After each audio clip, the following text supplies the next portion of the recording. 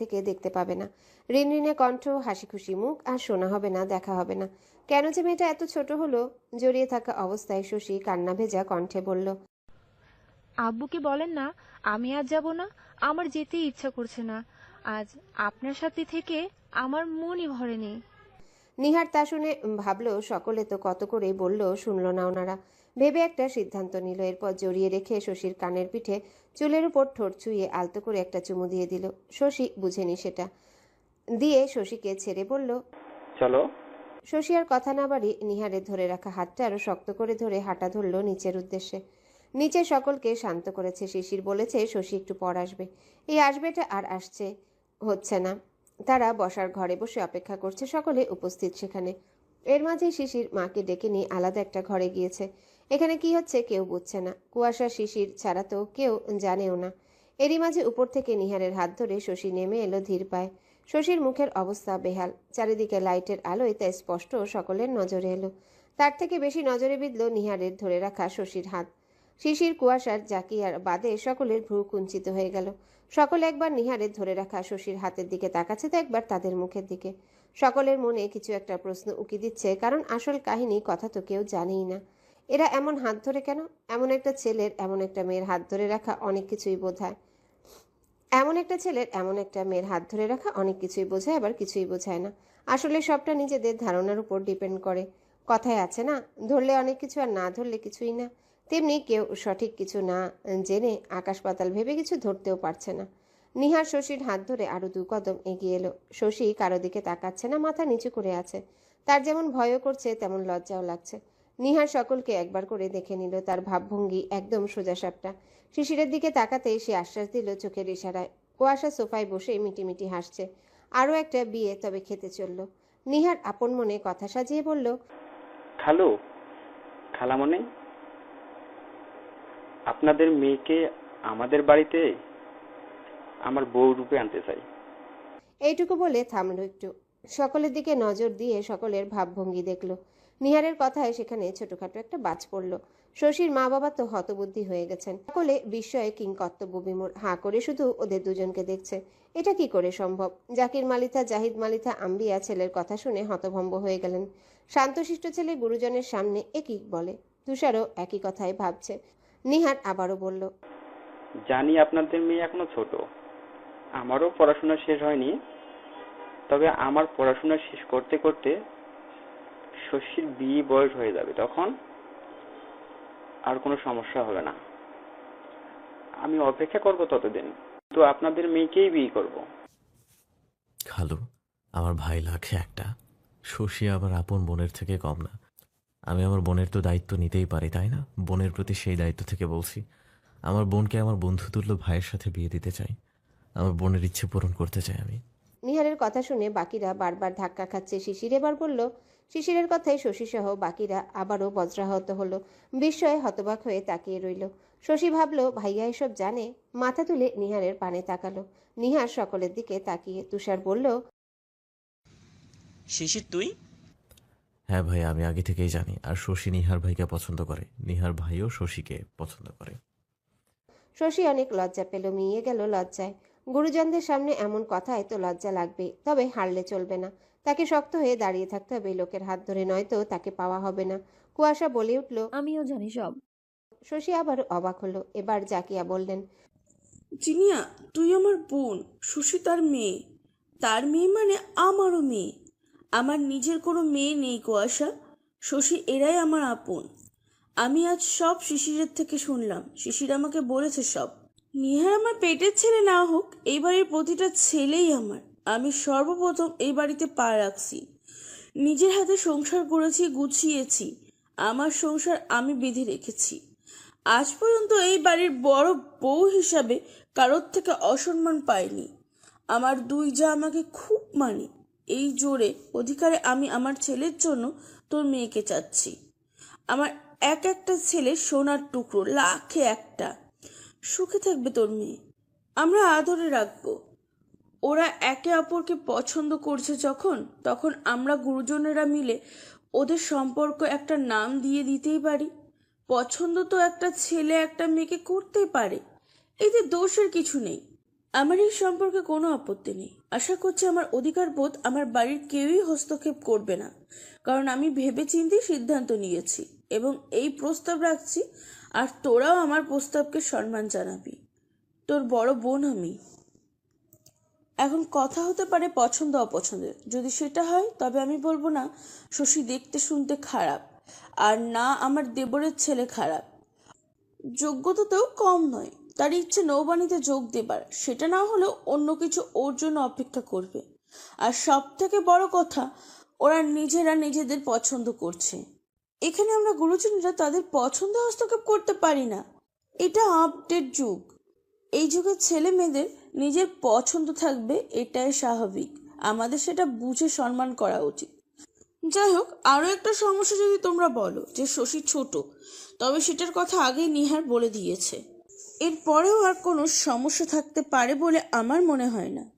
সকলে অবাক নয়নে চেয়ে জাকিয়ার কথা শুনছিল। শিশির, কুয়াশা, তুষার, নিহার, বৃষ্টি মুগ্ধ নয়নে মাকে দেখছিল।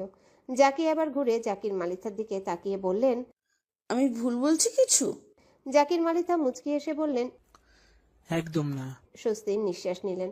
এরপর জাহিদ মালিথার ও আম্বিয়ার দিকে তাকিয়ে বললেন, জাহিদ ভাই, আম্বিয়া, তোমাদের আপত্তি আছে আমার বোনের মেয়ে নিতে?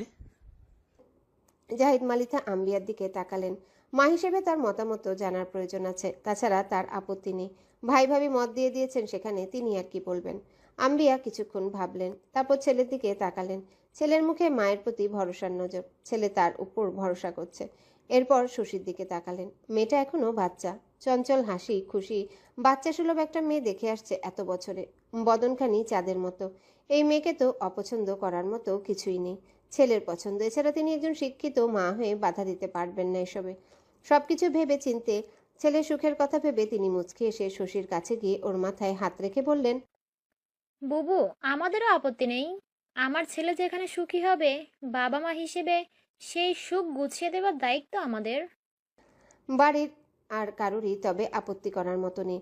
নিহা শুধু চেয়েই দেখছে তাদের পরিবার ভালো, বুঝদার, সব থেকে ভালো। তবে এতটা বুঝদার তার জানা ছিল না। কৃতজ্ঞতার নজরে তাকালো প্রতিটা সদস্যদের দিকে।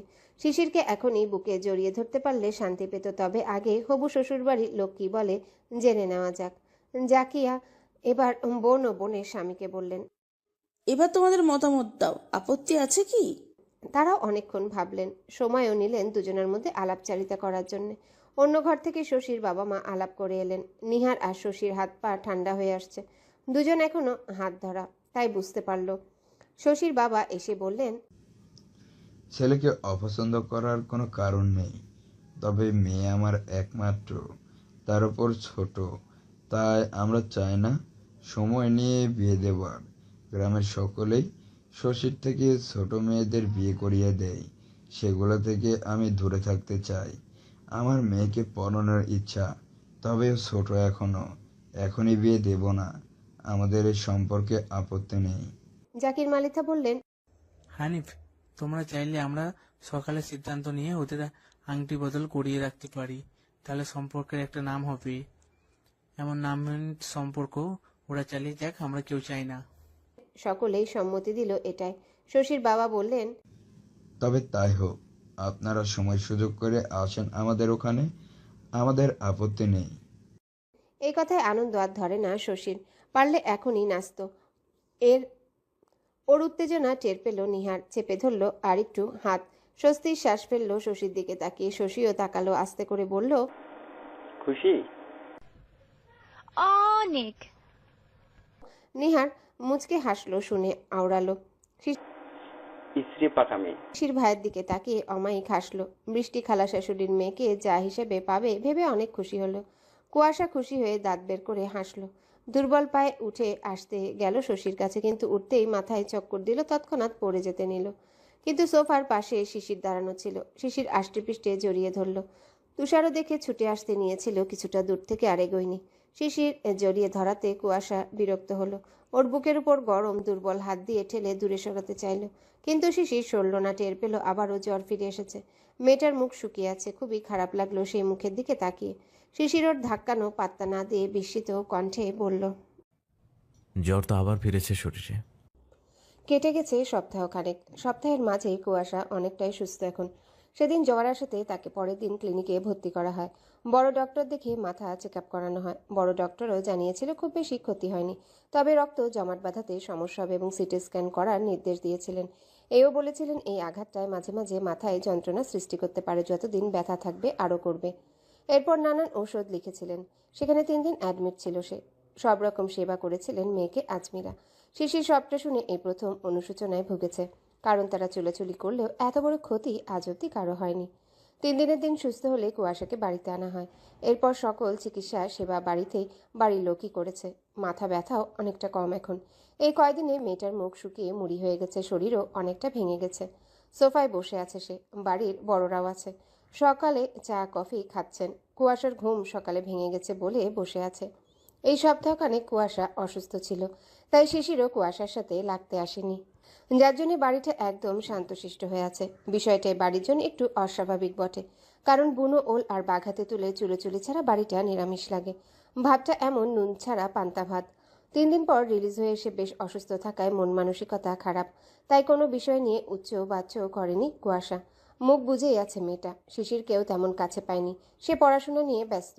কোথায় নাকি কোন লয়ারের সাথে ইনভেস্টিগেটে যেতে হয়, এই জন্যে দুইজন বেশ দূরে দূরে যায়, যার ফলে ঝগড়াটাও মিস করছে। তবে বলা যায় না কখন আবার এরা আদিম রূপে আদিম নিয়মে ফিরে আসবে। সেদিন শশীকে নিয়ে ওই রাতে চলে গিয়েছিলেন শশীর বাবা মা। হাজার থাকতে বললেও থাকেননি, কারণ হানিফ সাহেবের অফিস ছিল, সকালে জানিয়েছিলেন। শশীর যাবার ইচ্ছা ছিল না। কান্না ভেজা চোখে বিদায় নিয়েছিল মেয়েটা। নিহারও চেয়েছিল রাতটা রাখার জন্য, কিন্তু বড়দের সামনে কিছু বলতেও পারেনি, আবার কিছু করতেও পারেনি। খাবার টেবিলে পুরুষগুলো খাচ্ছে, কুয়াশাও খাচ্ছে বসে। এই সপ্তাহখানেক বৃষ্টি ইয়াসমিনদের শাশুড়িদের সাথে খায়। শিশিরের খেতে খেতে চোখ বুলিয়ে কুয়াশার শরীরের হালচাল দেখছে। তার আবার সকলের সামনে এই গোবর ঠাসা শরীরের খোঁজ নিতে ইগোতে বাঁধে। খোঁজ নিতে হলে নিহারের থেকে নেয়, নয়তো হিমেলের থেকে নেয়। কুয়াশা অসুস্থ থাকায় কলেজে যায় না। স্মৃতি এসে 2 দিন করে দেখে গেছে। রনি কুয়াশার কথা স্মৃতির থেকে শুনে কুয়াশাকে অনেকভাবে দেখতে আসতে চেয়েছিল, কিন্তু স্মৃতি তাকে আসতে দেয়নি। কুয়াশার বাড়ির বিষয়ে বলেছে তাকে। নিহার চুপচাপ খাচ্ছে, মনটা তার বেজার। কুয়াশা শিশির তার লক্ষ্য করলো, বুঝলেও সকালে শশীর সাথে কথা হয়নি, যার জন্য এমন বাংলার পাঁচের মতো করে রেখেছে বদনখানি। সে নিয়ম করে শশীর সাথে 2 বেলা কথা বলে। শশীকে বলেছিল রোজ একবার করে কল দিয়ে কথা বলবে, কিন্তু সে নিজেই কথা না বলে থাকতে পারে না। তাই সকালে ঘুম থেকে উঠেই আগে শশীর সাথে বিছানা থেকেই কথা বলা শেষ করে বিছানা ছাড়বে। এরপর রাত 11টার পর কথা বলে। রাত 11টা অবধি শশী পড়ে। নিহার কল দিয়ে তার পড়াশোনার খোঁজ সহ নানান কথা বলতে বলতে ঘুম এসে যায়। এটা যেন এই সপ্তাহখানেকে অভ্যাস হয়ে গেছে। আজ কথা হয়নি মেয়েটার সাথে, কারণ শশীর কাছে ফোন ছিল না। শশীর এখনও নিজের ফোন কেনা হয়নি, সে মায়ের ফোন ব্যবহার করে। এটা নিহার 2 দিন আগে জেনেছে। জেনে একটা ফোন কিনে দেবার সিদ্ধান্ত নিয়েছে, তবে জলদিও কেনা হবে না, সময় লাগবে। দিতে হলে তো আর যে সে ফোন দেওয়া যায় না, ভালো কিছুই দিতে হবে। আর বাপের কাছেও টাকা চেয়ে হবু বউকে ফোন দিতে পারে না সে, এই ভেবে একটু লেট করেই দিবে। কুয়াশা মিটমিট করে হাসছে আর খাচ্ছে। বৃষ্টি ইয়াসমিন দেখে ভ্রু কুচকালো, ইশারায় জিজ্ঞাসা করলো হাসছে কেন। সেও ইশারায় নিহারকে দেখালো। দুজনাই নিহারের দিকে তাকিয়ে বুঝলো কারণটা। ওরাও মিটমিটিয়ে হাসলো, ভাবলো হায় রে দেবরজিটার কি অবস্থা হয়েছে, একটা বাচ্চা মেয়ে পাল্লায় পড়ে। প্রেমে পড়ে সে নিজেও শশীর মতো বাচ্চা হয়ে গেছে। এরেই বলে প্রণয়ের জ্বালা। আসলে পিরিতি সত্যি কাঁঠালের আঠা, যা লেগে আছে নিহারের শরীরে সেটা সহজে ছাড়বে না। শিশির কুয়াশার হাসি দেখল, আজ মেয়েটাকে উৎফুল্ল লাগছে ভেবে দীর্ঘশ্বাস ফেলল। সকলে খেয়ে খেয়ে উঠে পড়ল। শিশির এক প্রকার দৌড়ানোর মতো করে বের হলো। ফোন কল আসছে বারবার তার। ক্যাম্পাসে রিজভি শিশির অতিরিক্ত ভাবনায় ব্যস্ত, একটু পর বের হবে। তারা টপ 10 জন দুজন দুজন করে ইনভেস্টিগেটর সুযোগ পেয়েছে। সর্বপ্রথম পেয়েছে শিশির রিজভি, এরপর বাকিদের যখন সময় হবে তখন তারা যাবে। আজ 2 দিন যাবৎ একটা কেসের ইনভেস্টিগেটরে আছে সহকারী হিসেবে কুষ্টিয়ার নামকরা অ্যাডভোকেট মনিরুজ্জামানের সাথে, যিনি কখনো কেসে হারেন না। তুখোর বুদ্ধিমত্তা দ্বারা তিনি সকল কেসেই জয়ী হন। তবে এই কেসটা অতিশয় জটিল মনে করছেন তিনি। সবকিছু কেমন এলোমেলো, তার ক্লায়েন্টের বিরুদ্ধে সব প্রমাণ। তাকে বাঁচানোর জন্য কোনো প্রমাণই তিনি পাচ্ছেন না। শিশির রিজভিও হাল ছাড়ার পাত্র না। তারা দুজনেই ওনাকে আশ্বাস দিয়েছে জয় সত্যেরই হবে, কোনো মিথ্যার হবে না। শিশিরদের এমন আত্মবিশ্বাস দেখে অ্যাডভোকেট মনিরুজ্জামানের মনোবল ভাঙেননি। অতি অবাক হচ্ছেন যে এই 2 যুবক তার শক্তি হিসেবে কাজ করছে। এমনকি তাদের আশ্বাসে দেয়াতেও তিনি মনোবল পাচ্ছেন। সব থেকে বড় কথা, শিশির এই প্রথম, তবুও প্রতিটা পয়েন্ট সে তুখোড় বুদ্ধিমত্তার সাথে ধরছে এবং সেগুলো অতিক্রম করছে। প্রমাণ সে জোগাড় করেই ছাড়বে, ভাবটা এমন। অ্যাডভোকেট মনিরুজ্জামান শিশিরের প্রতি অতিশয় সন্তুষ্ট। তার ইগল চোখ দিয়ে তিনি বুঝে গেছেন এরাই দেশের ভবিষ্যৎ। শিশিরদের তদন্তের আজ সপ্তাহ পার হয়ে গেছে। আদালত থেকে আরেকবার সুযোগ নিয়েছে তারিখ 19 জুলাই। সেই দিনই কেস ক্লোজ করবে আদালত, কিন্তু তারা কোনো প্রমাণ পায়নি। আর মাত্র 4 দিন সময় আছে। মাথা পুরো এলোমেলো সবার। তাদের ভাবনা, কেসটা যতটা জটিল করে তাদের দেখানো হচ্ছে ততটা কি জটিল, নাকি সামনের উপর প্রমাণ থেকেও তাদের চোখে পড়ছে না। আরও 2 দিন পর অ্যাডভোকেট মনিরুজ্জামান সহ শিশির রিজভী প্রমাণের আশায় রাত 11টার দিকে ভিকটিমের বাড়ির আশেপাশে এসেছে। প্রয়োজনে এখানে আজ সারা রাত কাটাবে, তবুও প্রমাণ চাই। 1 ঘন্টা যাবৎ তারা ঘোরাঘুরি করে হঠাৎ শিশিরের চোখে কিছু একটা পড়ল। সেদিকে ভ্রুকুচকে কিছুক্ষণ তাকিয়ে রইল সে। কিছু মিনিট যাবৎ এক পলও চোখের পলক ফেলল না। জহুরি নজরে তাকিয়ে দেখল, শুধু দেখল, এগিয়ে গেল না, কথাও বলল না, এমনকি কাউকে বলতেও দিল না। এরপর কিছুক্ষণ পর সে বাঁকা হাসি দিল। অ্যাডভোকেট মনিরুজ্জামান তা খেয়াল করলেন। জিজ্ঞাসা করলে শিশির শুধু বলল, স্যার, কাল সকাল পর্যন্ত আমাকে সুযোগ দেন। জিত 70ই হবে। পরশুদিন আমরা সঠিক বিচার পেতে চলেছি। অবশেষে আজ সেই 19 জুলাই মামলা খালাস হয়েছে। আদালত সঠিক বিচার করেছেন। ভিকটিমের খুনিরা সঠিক শাস্তি পেয়েছে। সব প্রমাণ শিশিররা আদালতে হাজির করেছিল। অ্যাডভোকেট মনিরুজ্জামান সহ রিজভী নিজেও অবাক। সামান্য সূত্র ধরে পুরো প্রমাণ জোগাড় করে ফেলেছিল শিশির, যেখানে আশার আলো কিঞ্চিত পরিমাণও ছিল না। মনিরুজ্জামান ধরেই নিয়েছিলেন এবার তিনি কেস হারবেন। একটা সহজ কেসে হারলে তিনি খুবই অপমানিত হতেন, কারণ সহজ কেসটাকে খুনিরা জটিল করে দেখিয়েছিল, সকল প্রমাণ লাপাত্তা করেছিল। কোর্ট থেকে বেরিয়ে অ্যাডভোকেট মনিরুজ্জামান শিশির এবং রিজভীকে জড়িয়ে ধরলেন, একে অপরকে কংগ্রেস জানালেন। অ্যাডভোকেট মনিরুজ্জামান শিশিরের কাজ চাপড়ে বললেন, thanks dear, I am proud of you my son. All credit only for you. তুমি না থাকলে কিছুই সম্ভব হতো না। এই প্রথম বোধহয় কোনো কেস হারতাম আমি। তোরক বুদ্ধিমান ছেলে তুমি। I am really proud of you.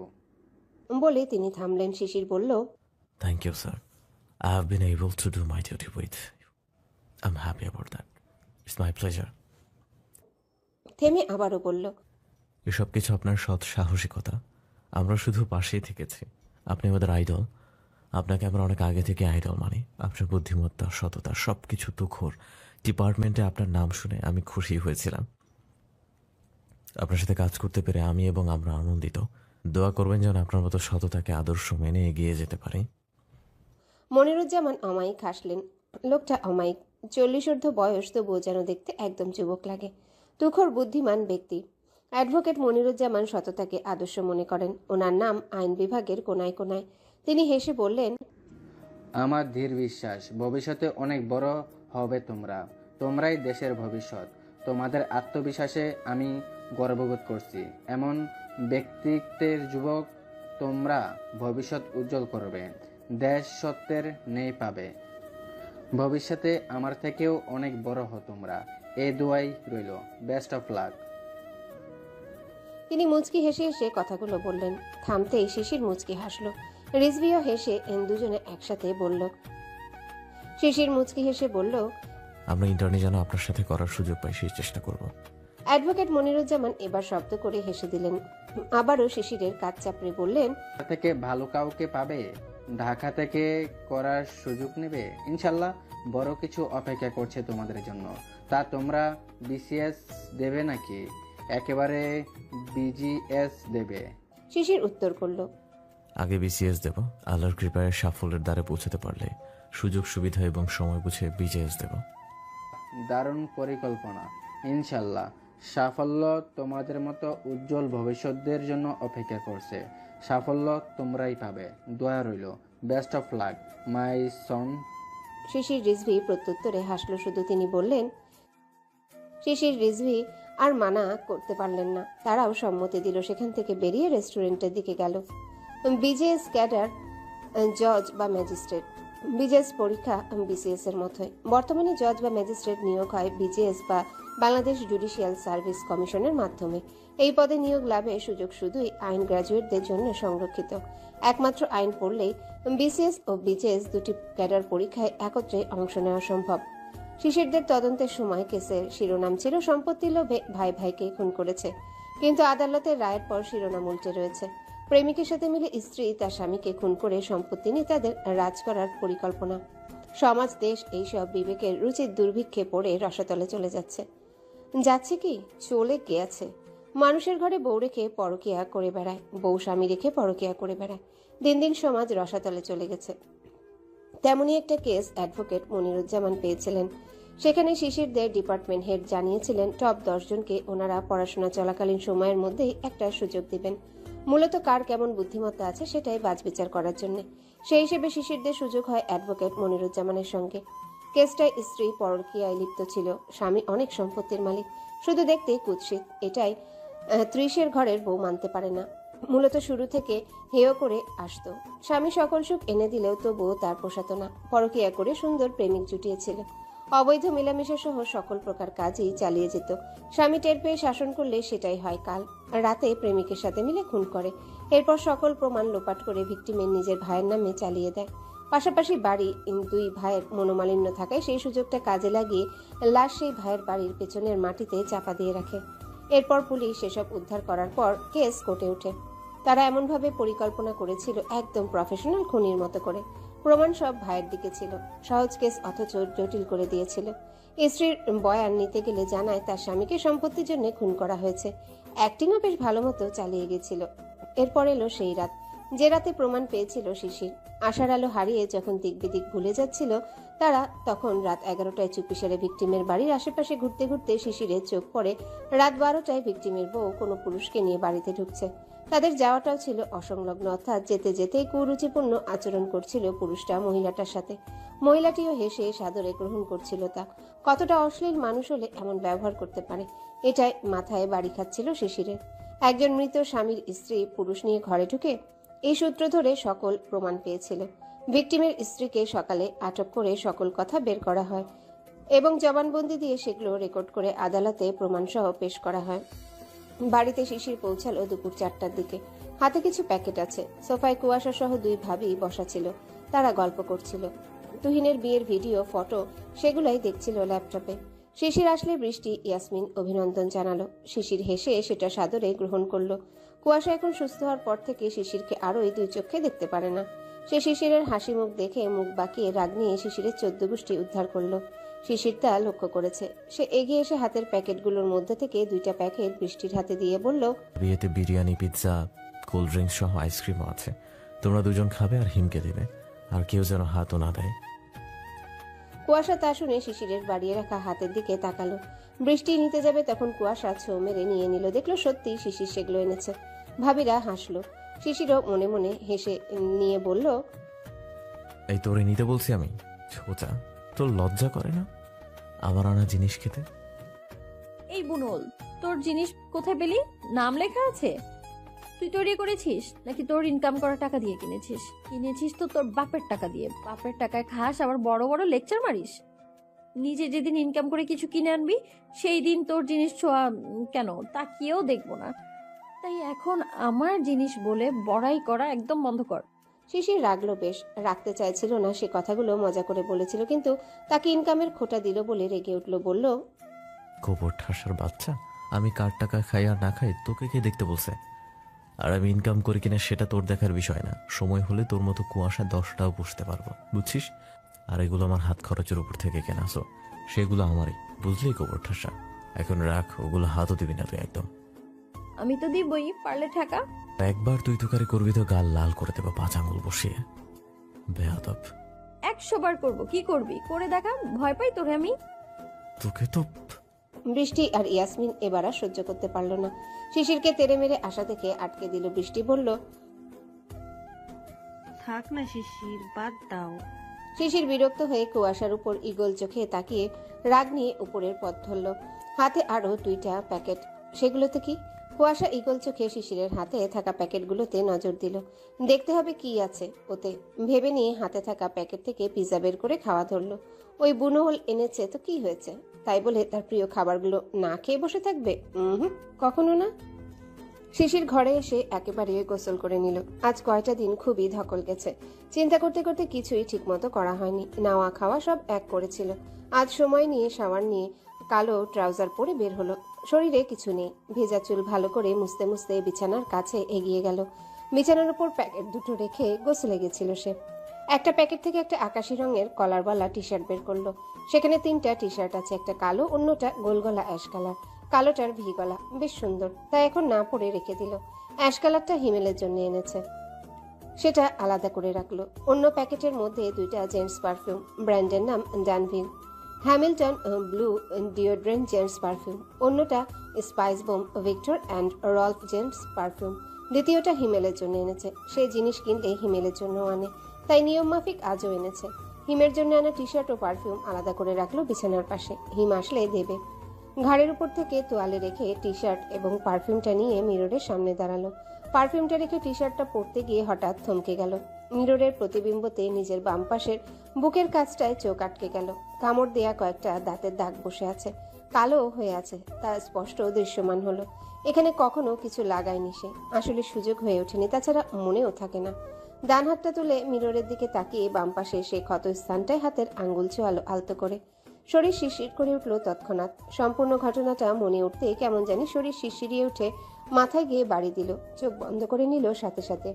একটা প্রাপ্তবয়স্ক নারীর কামড় শরীরে, যেটা ভাবতেই শিরশিরে অনুভূতি দিচ্ছে শরীরে। এ কি অনুভূতি? মাথা চক্কর দিল। এমন অনুভূতি কখনো হয় না, তাছাড়া মেয়েটার কামড় ছোট থেকে সে অনেকবারই পেয়েছে। পিঠেও কামড়েছিল কুয়াশা ক্লাস 5-এ থাকতে। ছোট ছোট ধারালো দাঁত বসিয়ে দিয়েছিল, রক্ত বের হয়েছিল, সেই দাগ কি আছে এখনো? কখনো দেখা হয়নি, আজ দেখতে ইচ্ছে করছে। ভাবতেই ঘুরল পিছন মুখ, কিন্তু চোখে পড়ল না। অদৃশ্য জায়গায় কামড়টা, সেখানে দেখতে না পেয়ে আবারও মিরর মুখ ঘুরে 2 হাত সামনের উপর মেলে ধরল। হাজারো অসংখ্য আঁচড়, খামচি, কামড় দেয়া দাগ দৃশ্যমান হলো। ভাগ্যিস লোমের জন্য খুব বেশি ধরা যায় না, নয়তো কি একটা পরিস্থিতির শিকার হতো সে বাইরে। কিছুক্ষণ খুঁটিয়ে খুঁটিয়ে এপাশ ওপাশ দেখে একসময় অজান্তেই দাঁত বের করে শব্দহীন হেসে দিল সে। কিরকম পাগলামি করে তারা ভাবা যায়। আগে যেমন তেমন এখনো ছাড়তে পারে না, ভাবতেই আরো হাসি পেল। ভালোই লাগে বেশ ঝগড়া মারামারি করতে। বাড়িতে নীরব থাকার চেয়ে এই কাজটাই বেটার। তাছাড়া গোবর